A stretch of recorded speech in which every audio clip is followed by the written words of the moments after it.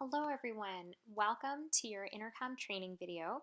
I'm going to show you around Intercom and help you understand what it is and what to do exactly once you've dived in. So why don't we go ahead and get started.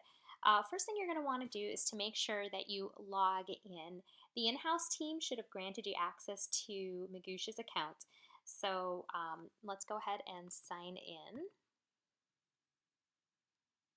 And once you're signed in, the account should look like this.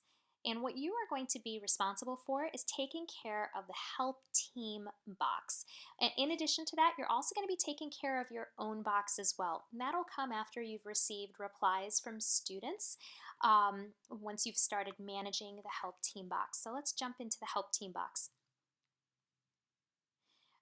You are going to want to monitor Intercom daily, just like you monitor the Zendesk unsorted queue on a daily basis. So just to talk a little bit about what Intercom is, it's a customer messaging platform. So we use it to send out promotional emails to current and potential students. And it's best to think of Intercom as an extension of Zendesk. And the help desk, again, would need the help desk box that you see here would need to be cleared out every day, um, just like the Zendesk support specialists view or the remote community tickets view. So our promotional emails are written to sound very personal, and sometimes students will hit the reply button with a comment or a question, and then they'll land right here in this help team box. So it's our job to reply back to students as we would in Zendesk. So after you've logged in and you have access to this box, you are going to want to sort this box from oldest to newest, right? So same thing in Zendesk. We always want to answer the oldest tickets first so that we don't leave our students hanging. Usually, if we're in a good rhythm, these tickets are no more than a few hours old. If we notice that the box is getting to the 1 day or 2 day mark, we're going to want to make sure that those oldest tickets are handled as soon as possible, since we try to keep within a 24-hour response time to get back to our students so they're not left hanging. So in this case, I've sorted them from oldest to newest, and then I would just click on the actual um, email in this case, and then I would respond back. So the replies are just sent here. I would type something very quick, hey there, and so on and so forth. And when I'm ready to send, I just click the send button. Now, if I just click send, it has not closed. Specific emails that can just be closed immediately can be these very short responses that just say thanks. Again, our emails are meant to sound personal, so sometimes students think that they're responding back to someone, and so that's why we get these, quick responses, and they're pretty surprised when we reply back with a hey, you're welcome. So feel free to do that and send it and close it. If something may seem open-ended or you think a student would reply, go ahead and click send, and that way you can keep tabs on it and it would be a conversation noted in your box. Okay, so now so again, like I had mentioned, you'll be responsible for any messages in your specific box and the help team box. Let's talk about some of the questions that come through Intercom. They tend to fall into 3 different buckets. The first one would be questions or messages that really take a very simple response, kind of like these real quick ones here, like thanks or a thumbs up. A lot of times they're replies to auto messages for students to rate the apps or emails we send right before a test date. So you don't need to look at their account, and a very generic reply with a few niceties, that are thrown in are totally fine. Sometimes a question will be more of a community question, and you would need access to their account and you'd need to look something up. So let me show you how to do that. If you needed to take a look at their actual account, you can check out the details section and go to this little link here where it says show 247 hidden. All right, and you're going to scroll down quite a ways actually to the section where it says profile. And you'll see here it'll link you to the actual admin page for that student, and you can have access to their account and take a look at something. So if I were to click on that, it will take me back to the Magoosh admin site. Okay? And then if it's and sometimes we will get academic questions. So those are questions that really need to be answered by a remote test prep expert. So if that ever happens, let's see if I can find one real quick.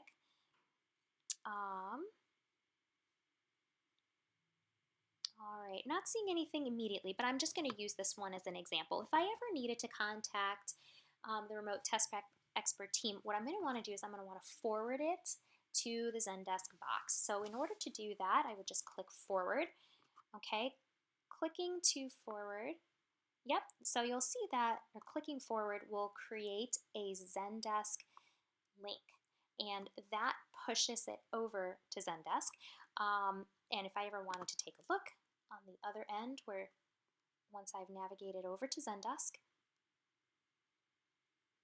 you'll see that the ticket appears here, and it will be in an internal view. So this is not a response back to a student, it just pushes it over to Zendesk. We can track it here, and so this should look familiar to you. In this case, sending it over to a test prep expert, would then, we would do the following. We would make sure that it's, sent over to the content bucket, and then we would also add maybe a quick internal note saying, hey, test prep expert team, just sending your way. And in that case, you would mark it as open, and then it would send right over. Okay, so that's just a quick example on that.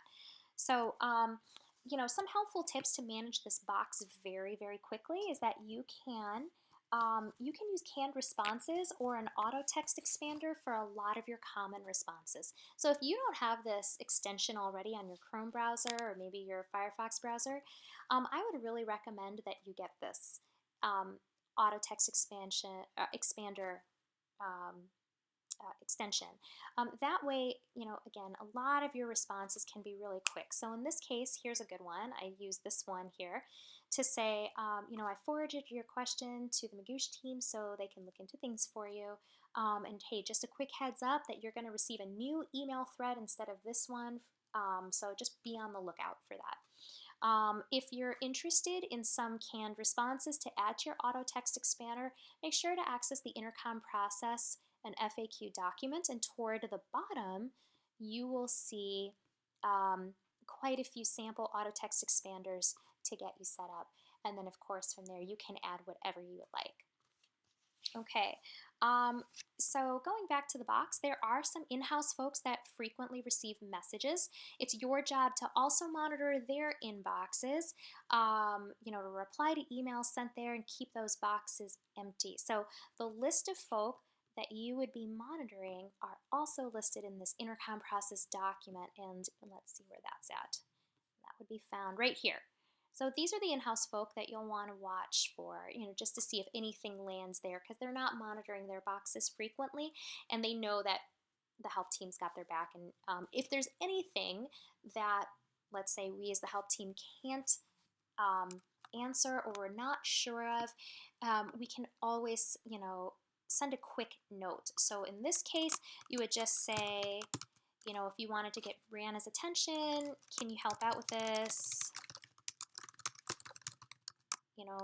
Very quickly, you can add the note. I'm not going to add it here since this doesn't necessarily need her attention, but this would be a good example of how to get someone's attention in-house if you had a question. And then finally, so again, you are monitoring the box during your week. What happens when it's not your week?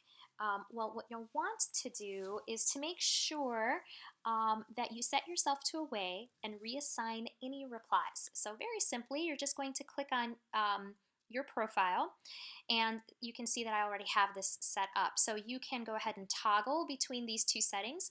In this case, it's not my week, so I'm going to make sure that I am in away mode, and then I reassign all replies in case anyone happened to reply when it's not my week.